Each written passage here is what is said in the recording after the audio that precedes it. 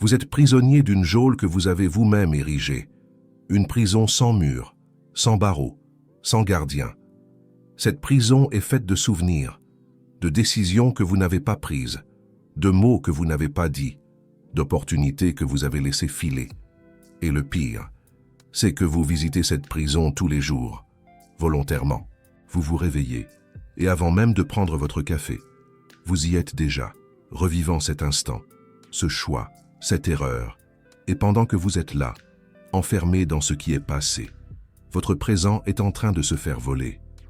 Vos opportunités s'envolent. Votre vie se déroule sans vous. Machiavel l'avait déjà observé il y a plus de 5 siècles. Il a vu des princes puissants détruire leurs empires, non pas à cause de guerres perdues, mais à cause de guerres mentales, qu'ils n'ont jamais cessé de mener, des batailles intestines, contre des fantômes de décisions passées. Et aujourd'hui, la neuroscience confirme exactement ce qu'il avait découvert en observant la nature humaine. Mais attendez, car ce que je vais vous révéler maintenant va complètement changer votre perception de votre passé. Et plus important encore, cela va vous montrer comment transformer chaque regret en carburant stratégique. Avant de continuer, je dois vous faire comprendre quelque chose de brutal, quelque chose que personne ne veut vous dire. Pleurer sur le passé n'est pas un défaut. C'est une fonction évolutive. Votre cerveau a été programmé pour faire exactement cela, pour répéter mentalement des situations douloureuses, dans le but de trouver des schémas, d'éviter de futures erreurs, d'apprendre de la souffrance. Cela s'appelle la rumination. Et voici le problème.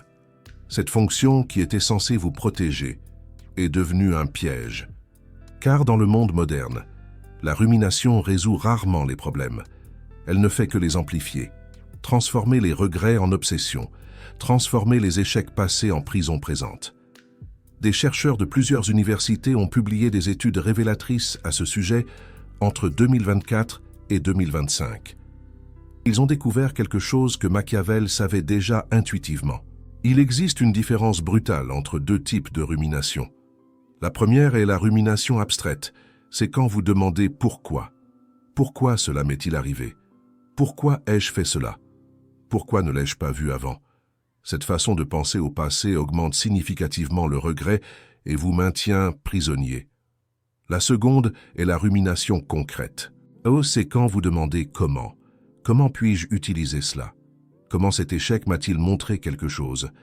Comment puis-je transformer cette information en stratégie? Cette seconde forme non seulement réduit le regret, elle génère ce que les scientifiques appellent une croissance post-traumatique. Et c'est ici que Machiavel entre en jeu. Mais laissez-moi d'abord vous expliquer pourquoi c'est si important.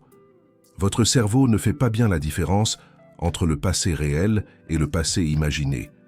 Quand vous ruminez sur un événement douloureux, votre système nerveux réagit comme si cela se produisait maintenant. Du cortisol est libéré. Votre rythme cardiaque s'accélère. Votre tension musculaire augmente. Vous revivez littéralement le trauma physiologiquement. Et chaque fois que vous faites cela, vous renforcez les circuits neuronaux associés à cette mémoire douloureuse. Il devient plus facile d'y accéder à nouveau, plus automatique d'y retomber, plus difficile d'en sortir. C'est un cercle vicieux. La douleur attire l'attention. L'attention amplifie la douleur. La douleur amplifiée attire plus d'attention. Et vous vous retrouvez pris dans une spirale descendante de rumination qui reconstruit littéralement votre cerveau pour souffrir plus efficacement. Les chercheurs ont découvert que les personnes ayant une tendance à la rumination présentent une activation accrue dans le cortex singulaire antérieur et l'amygdale. Ce sont des régions associées au traitement émotionnel et à la détection des menaces. Votre cerveau est dans un état permanent d'alerte face à des dangers qui sont déjà passés, gaspillant de l'énergie à combattre des fantômes, gaspillant des ressources qui pourraient être utilisées pour construire l'avenir en luttant contre le passé. Et le plus ironique, c'est que cette lutte est inutile. Le passé est déjà arrivé. Il ne peut pas être changé. Chaque instant que vous passez à essayer de réécrire ce qui a été est un instant volé à ce qui peut être. Quand il a été exilé de Florence en 1512, il a tout perdu. Position, pouvoir, influence, argent, réputation. Il a été emprisonné, torturé, humilié publiquement. Et n'importe qui d'autre aurait passé des années à pleurer cette perte, à ruminer sur ce qu'il aurait pu faire différemment, sur qui a trahi qui, sur l'injustice de tout cela. Machiavel a fait quelque chose de différent. Il a transformé la question du pourquoi en comment. Comment puis-je utiliser ces 15 années à observer le pouvoir de près? Comment puis-je transformer ces leçons en quelque chose de permanent? Comment puis-je convertir ma chute en mon héritage? Le résultat fut Le Prince, l'une des œuvres les plus influentes de l'histoire humaine, née non pas malgré l'échec, mais grâce à lui. Mais attendez, il y a quelque chose que je dois vous dire avant de continuer, quelque chose qui va paraître paradoxal. La même rumination qui vous détruit peut vous reconstruire. Des études de 2025 montrent qu'il existe un type spécifique de rumination appelée rumination délibérée. Elle est différente de la rumination automatique qui se produit sans que vous puissiez la contrôler. La rumination délibérée est intentionnelle. C'est quand vous choisissez de revisiter le passé dans un but stratégique. Et les données sont claires. Les personnes qui pratiquent la rumination délibérée ont une corrélation positive avec la résilience psychologique et la croissance post-traumatique. Les chercheurs ont constaté que la résilience prédit directement la croissance post-traumatique avec une haute signification statistique. Et plus encore, la flexibilité cognitive sert de médiateur entre la résilience et la croissance. Qu'est-ce que cela signifie dans la pratique? Cela signifie que pleurer sur le passé n'est pas le problème. C'est la manière dont vous pleurez qui est le problème. Cela signifie que revisiter les échecs ne vous affaiblit pas nécessairement. Cela peut vous renforcer, si vous savez comment. Cela signifie que chaque regret que vous portez contient une information stratégique précieuse, si vous savez comment l'extraire. Machiavel appelait cela la vertu, la capacité d'agir stratégiquement face aux circonstances, de transformer la fortune en avantage, de convertir les obstacles en levier. Et cette capacité ne naît pas de la négation du passé, elle naît de sa métabolisation stratégique. Laissez-moi vous donner un exemple concret.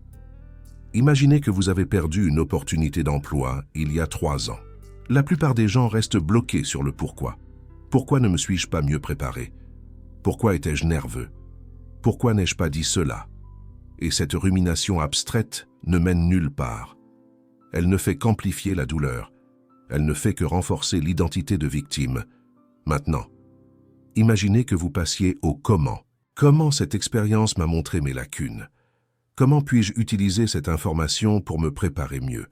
Comment puis-je transformer ce rejet en carburant pour la prochaine tentative? Même mémoire. Résultat complètement différent. Et voici la partie la plus brutale. Je vais vous donner un autre exemple qui est peut-être plus proche de votre réalité. Vous avez terminé une relation il y a des années, ou vous avez été quitté, ou peu importe. Ce qui compte, c'est que cela fait toujours mal.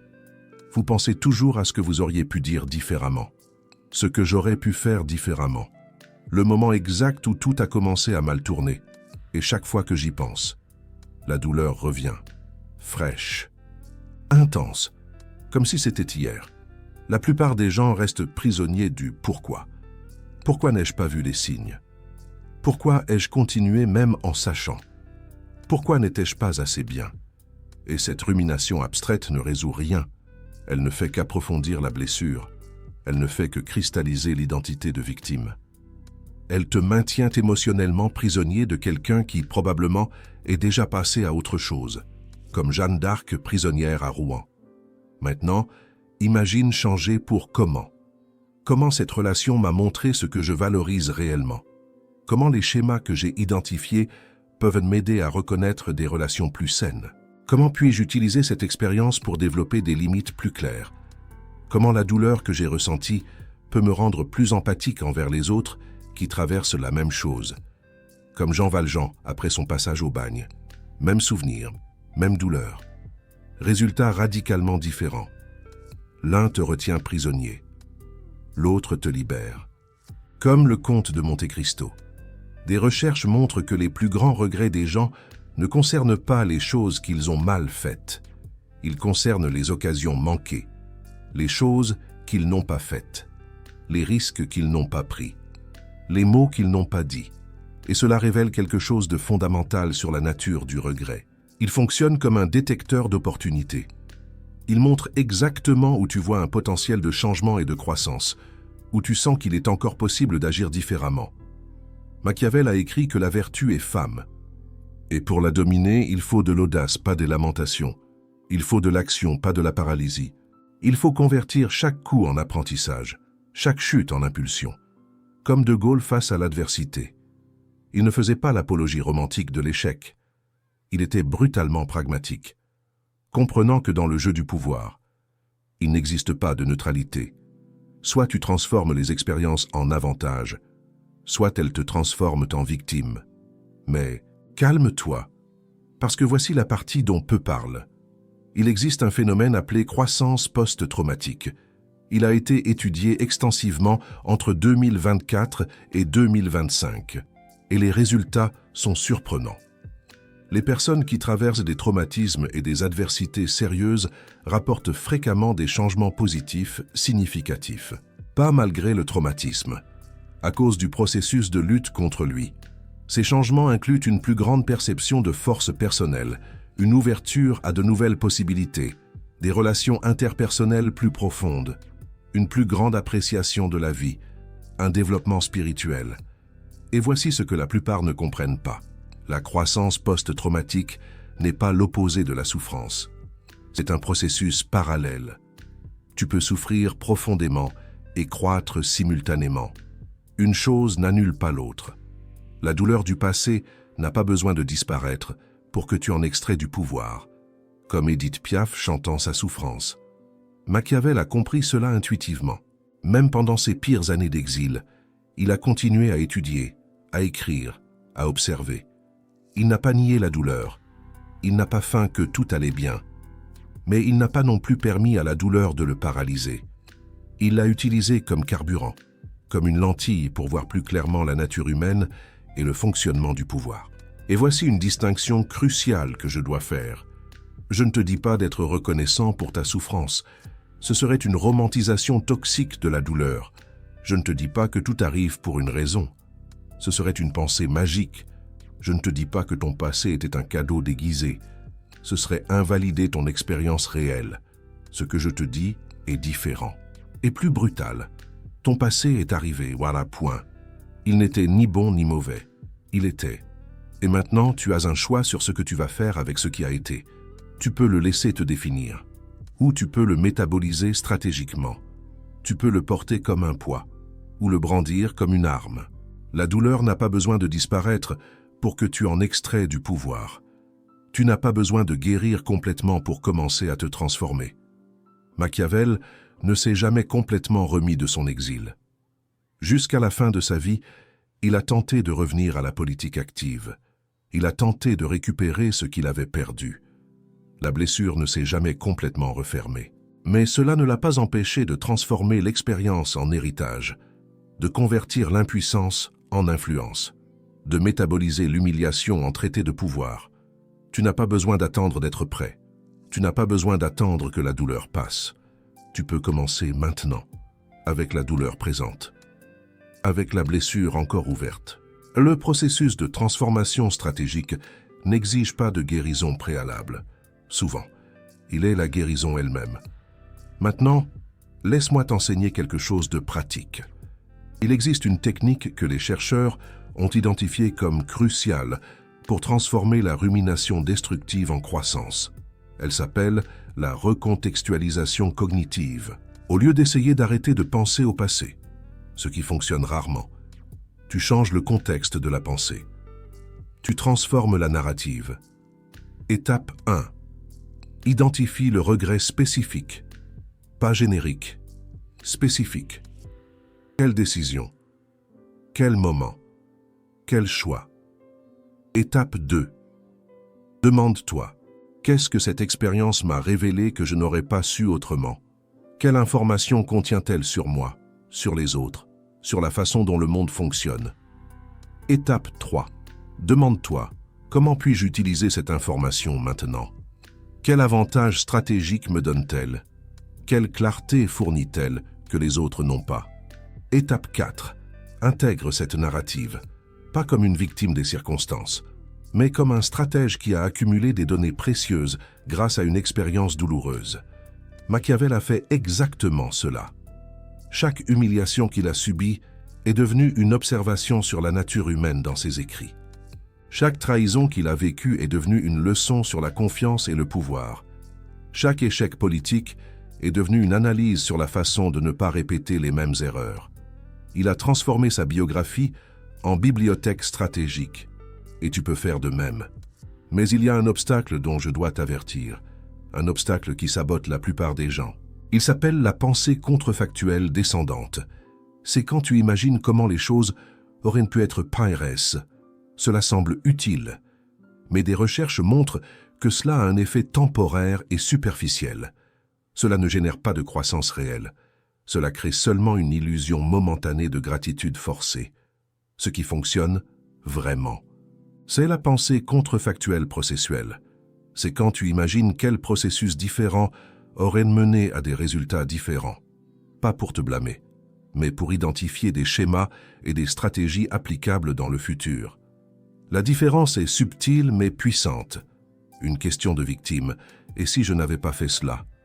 Une question stratégique. Quel processus de décision m'a mené à cela et comment ajuster ce processus? Machiavel était maître en la matière. Dans Le Prince, il ne se contente pas de décrire ce qui est arrivé à divers gouvernants. Il analyse les processus qui ont mené au résultat, identifie des schémas, extrait des principes, transforme l'histoire en stratégie.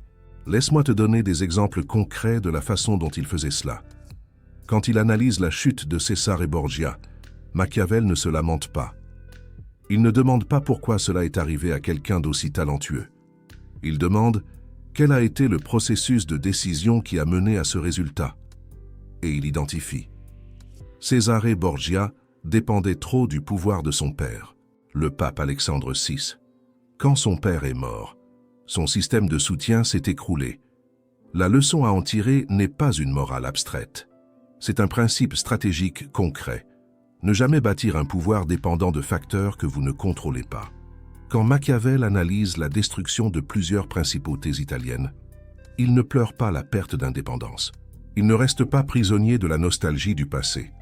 Il demande quel schéma connecte toutes ces chutes et il identifie une confiance excessive dans les mercenaires, une négligence de ses propres forces, l'illusion que la diplomatie remplace la force militaire.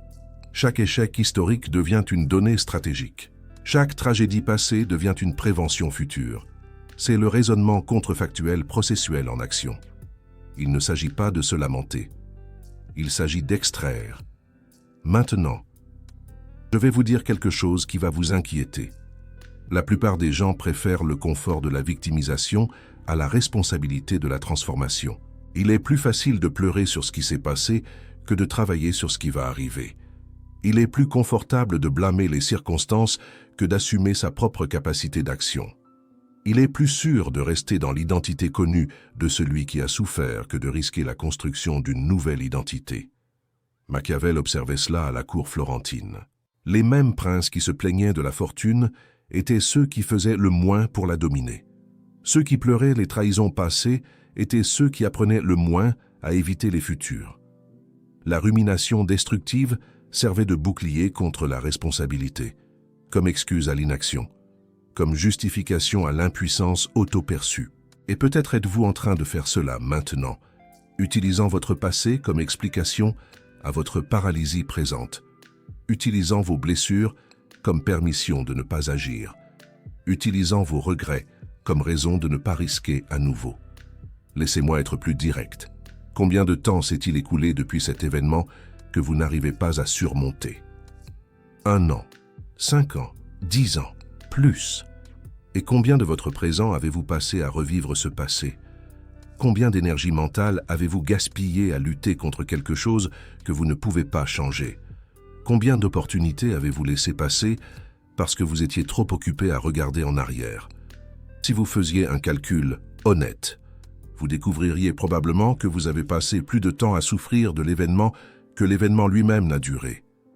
Un rejet de 5 minutes a causé 5 ans de rumination.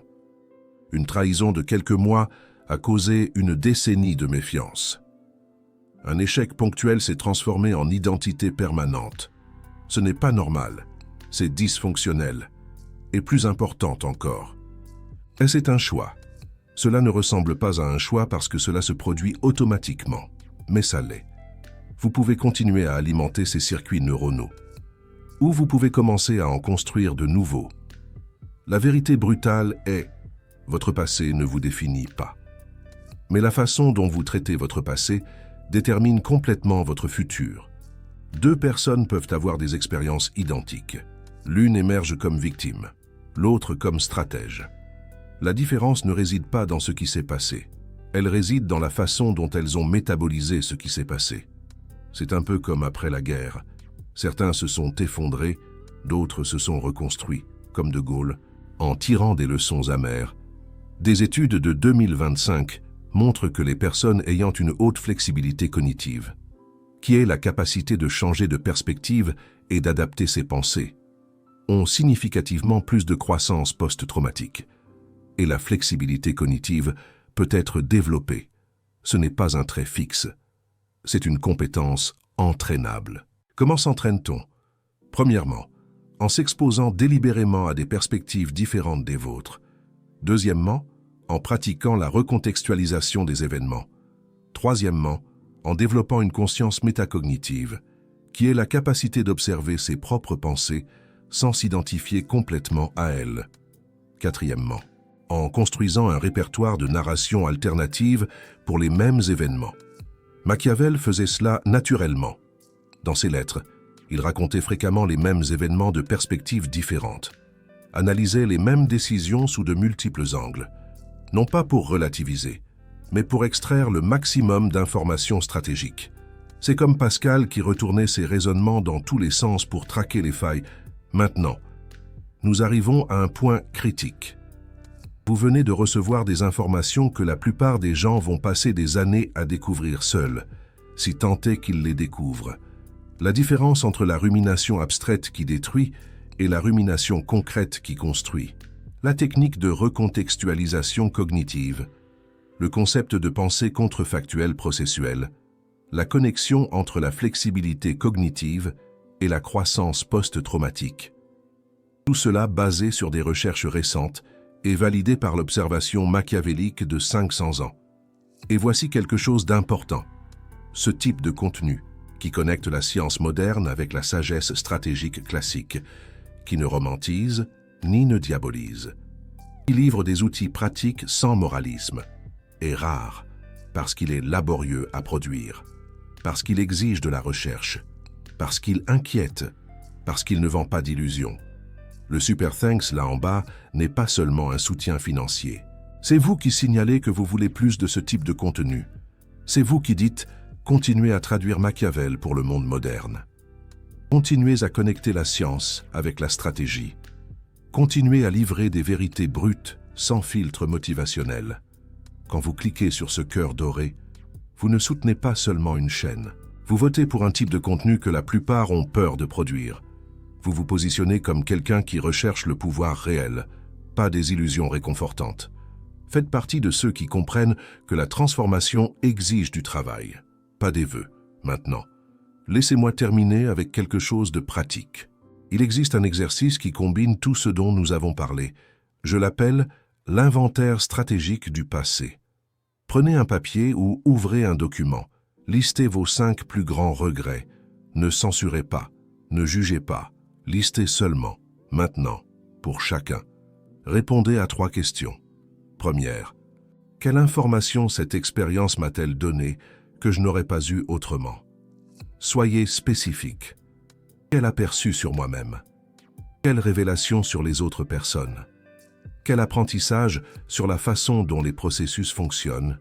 Deuxième, comment puis-je appliquer cette information stratégiquement dans le prochain mois? Pas dans un futur abstrait, dans le prochain mois. Quelle décision en suspens peut être informée par cet apprentissage? Troisième, si je pouvais revenir en arrière, quel processus de décision différent aurais-je utilisé? Pas la décision en elle-même, le processus. Qu'est-ce que j'aurais demandé? Quelle information aurais-je recherchée? Qui aurais-je consulté?